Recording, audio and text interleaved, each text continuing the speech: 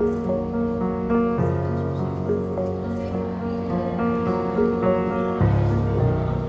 world lies before me. Beautiful and terrible things await me. I'm ready for it. The pain I have been through will be useful to me. From now on, I will only have good days or great days. My name is Sydney. I am a fighter. I am a survivor.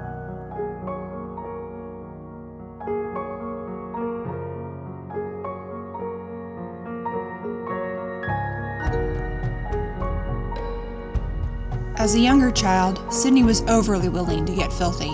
She loved being outdoors, playing hard, coming in desperately in the need for a shower, and fighting it off for as long as she could. She had her own sense of style, and her manner of dressing was entirely Sydney. She loved tutus and cowboy boots and usually wore them together. I didn't think it was fair. I didn't think it could happen. I just didn't know what to do.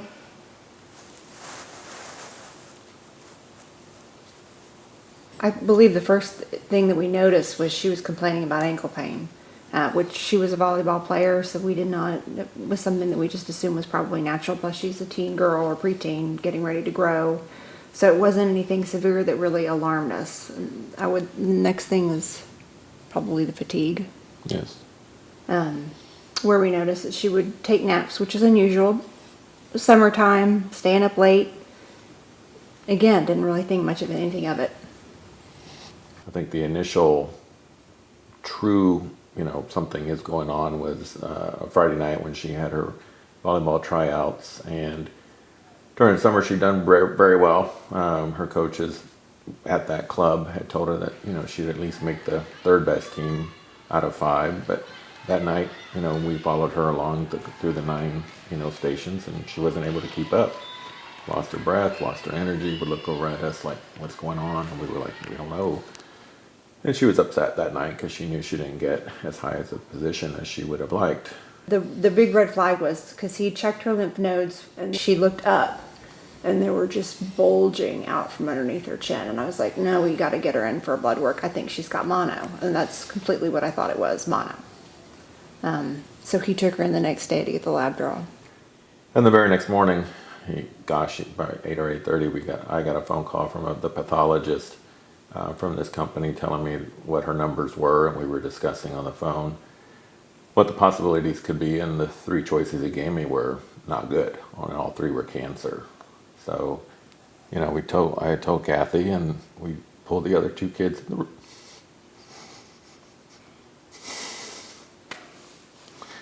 We told the other 2 children, and it was the first time they had openly seen me cry, so they knew something was wrong.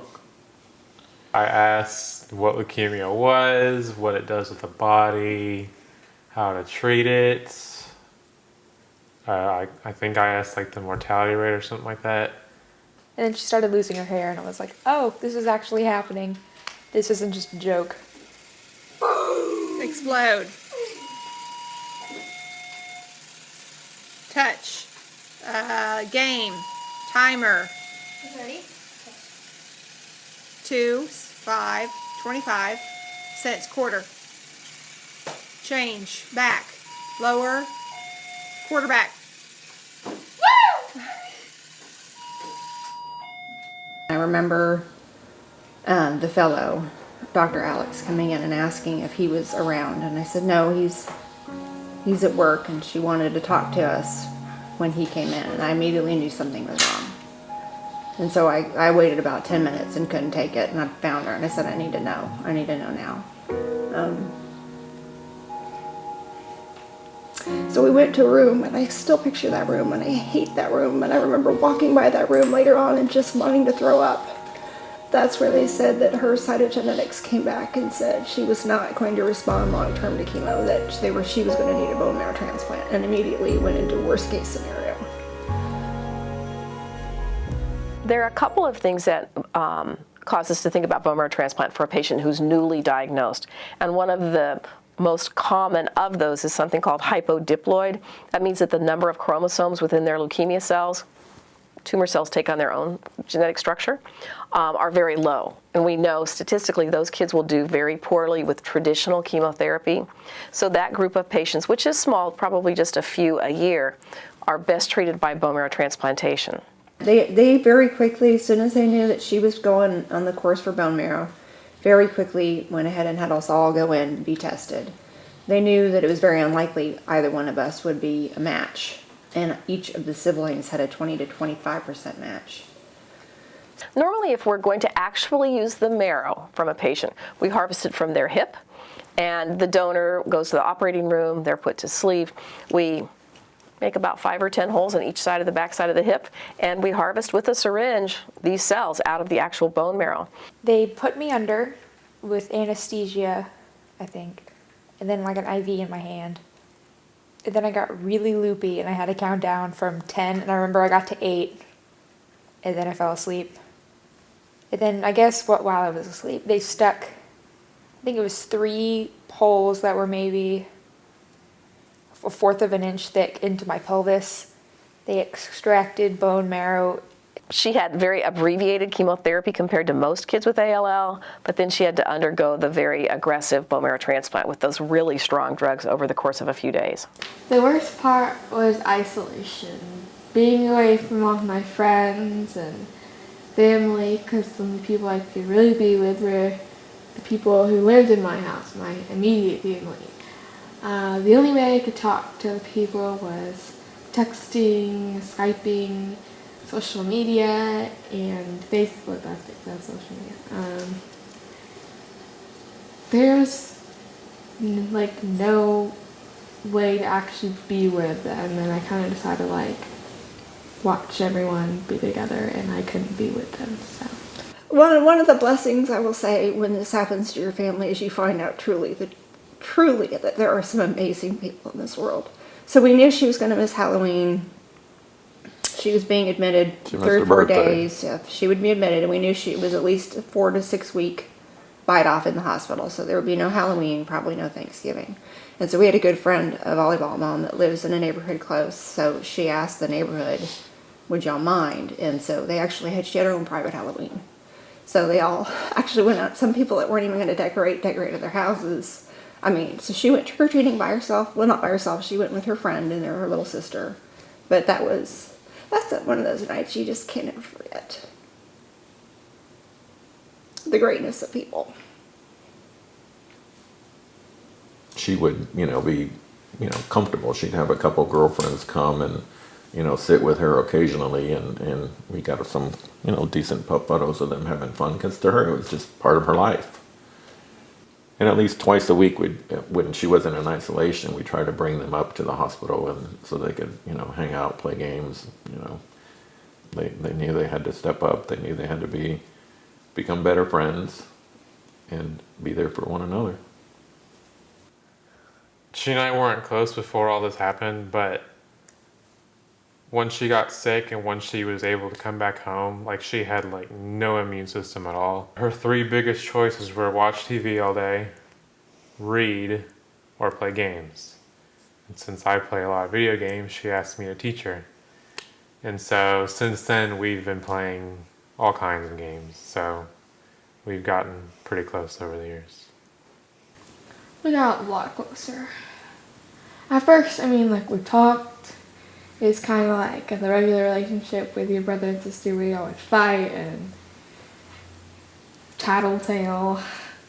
But now, my sister drives me to school. We talk all the time. Me and my brother play video games all the time. When he comes home from college, we just got a lot closer than from what we were before.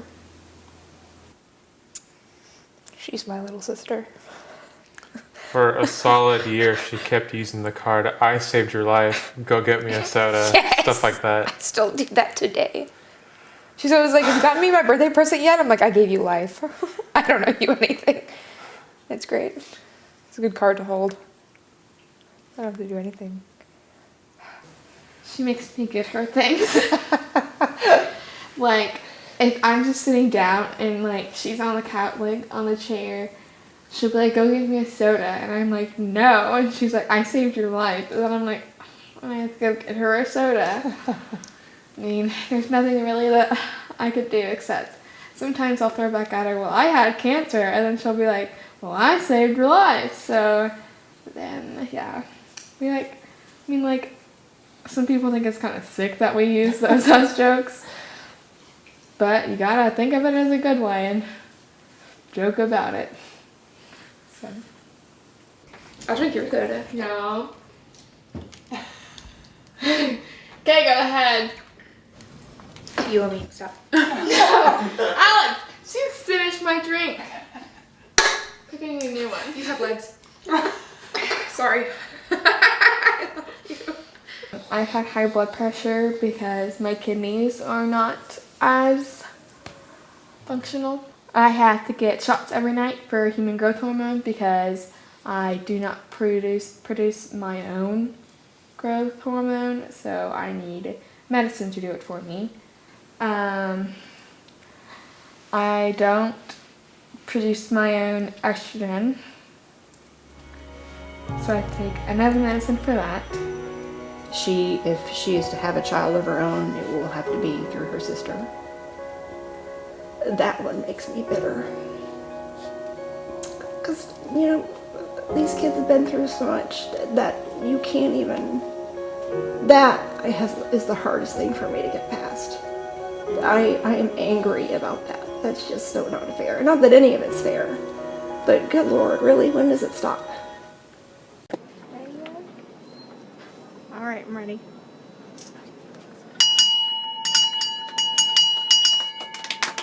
All right, look at me real quick, Sid. Good job. Well, at this point, she's looking really good. She's 3 years out. It isn't like the typical where you make it to 5 years and you can take a deep sigh of relief and know everything's behind you statistically. It's not the case by any means. But the intensity of her follow-up visits should lighten up significantly as time goes on. And, if something rears its ugly head, it'll definitely not be good news for her, but it'll just be a statistical anomaly that sadly she's more apt to get certain things than other children that have not gone through what she's gone through. But anyone that's been through a bone marrow transplantation or stem cell transplantation has had a lot of really aggressive chemotherapy. And so our job now is to maintain her health, not only, of course, to keep her leukemia from coming back, and she looks like we're hopefully out of the woods with that, because that's the number one concern, but also to make sure that her organs remain healthy. So the kids that have undergone stem cell transplant have really intensive monitoring for years to follow. Since cancer, I've developed a hobby I like talking about it. That's not really like a hobby, but if people ask me about it, they're usually nervous, and I'm like, don't be nervous, ask me anything, I'll answer it, because I don't look at it as a negative. I think of it as a good thing because it brought me so many good things, even though it wasn't a good thing. So that's kind of a hobby, I guess. I love talking about it. I love telling people. I love creating awareness. What good things has it brought you? My friends from camp brought me and my family a lot closer. It brought more awareness. This isn't really for me, but it brought more awareness to childhood cancer because I worked with the Acute Lymphoblastic Society, with commercials, That was with Gold Coast. with blood.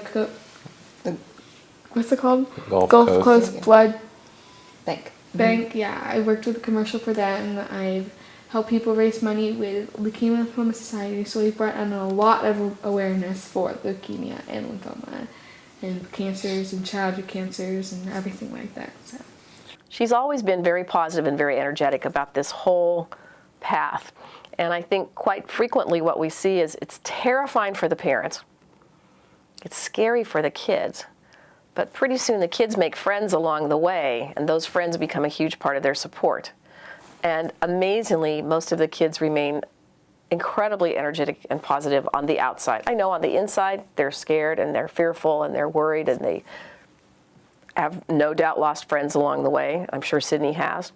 But she's just one energetic and quite happy young woman.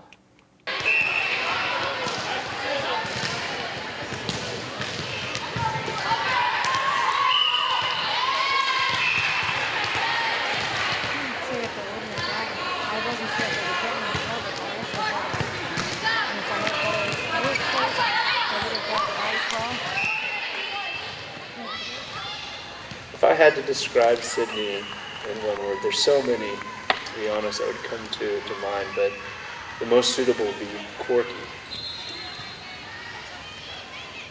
Some of the ways Sydney is quirky could be just her body language, some of the things that she says. During tournaments, she always finds a way to make everyone laugh. Whether she's trying or not, I'm not really sure. But it works, and to be honest, it's a good quality, and I appreciate it very much as a coach.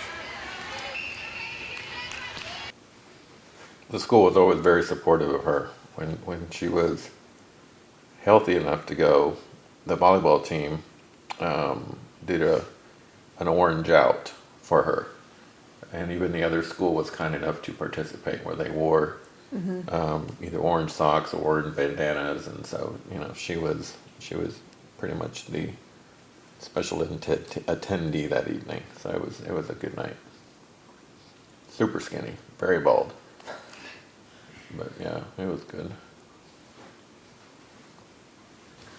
I didn't wear wigs. I wore bandanas because I didn't want to show my bald head, but I didn't want to fake that I had hair. I didn't want to act like I had hair when I didn't.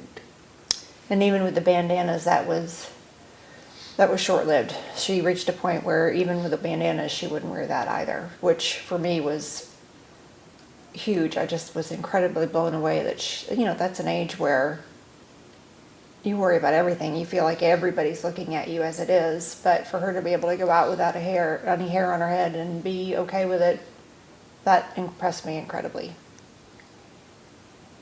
Because my hair is really straight before, and it came back, and once it was actually there, not just stubble, it was super soft. So everyone would come up and they'd be like, ah. And very very, very curly. I was actually afraid I was going to grow an afro. Jeez.